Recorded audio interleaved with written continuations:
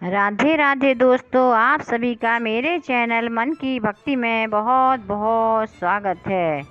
बुद्ध प्रदोष की व्रत कथा। इस बार बुधवार को प्रदोष व्रत पड़ रहा है। त्रयोदशी का व्रत मनुष्य को संतोषी व सुखी बनाता है। जो प्रदोष व्रत किया जाता है वैसा उसका फल प्राप्त होता है। सूत जी के कथानुसार त्रयोदशी का व्रत करने वाले को 100 गाय दान करने का फल प्राप्त होता है। यहाँ पर बुद्ध त्रयोदशी व्रत की प्रचलित कथा है। श्री सूत जी कहते हैं कि बुद्ध त्रयोदशी व्रत करने से सर्व कामनाएं पूर्ण होती हैं। इस व्रत में हरी वस्तुओं का प्रयोग करना चाहिए।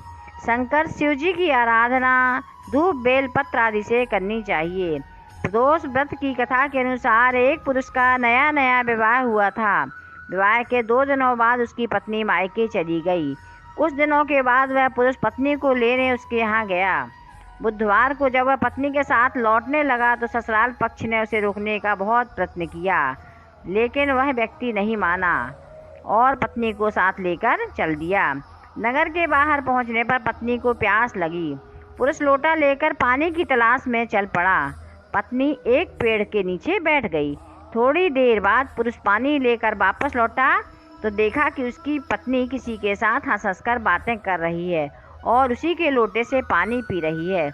उसको बहुत क्रोध आया। वह आदमी उसके निकट पहुंचा और आश्चर्य का उसका कोई ठिकाना रहा, क्योंकि आदमी की सूरत सिर्फ उसी की भांति थी।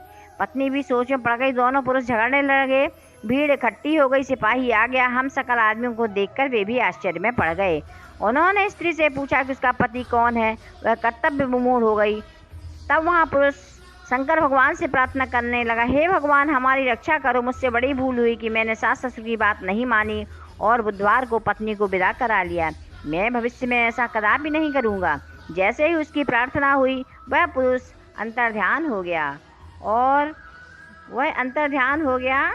और पति पत्नी सकुशल अपने घर पहुंच गए। उस दिन के बाद से पति पत्नी नियम पूर्वक त्रयोदशी व्रत करने लगे बुधवार का।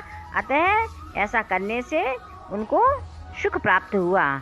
धन्यवाद। यदि आपको मेरी कथा पसंद आई है और वीडियो पसंद आया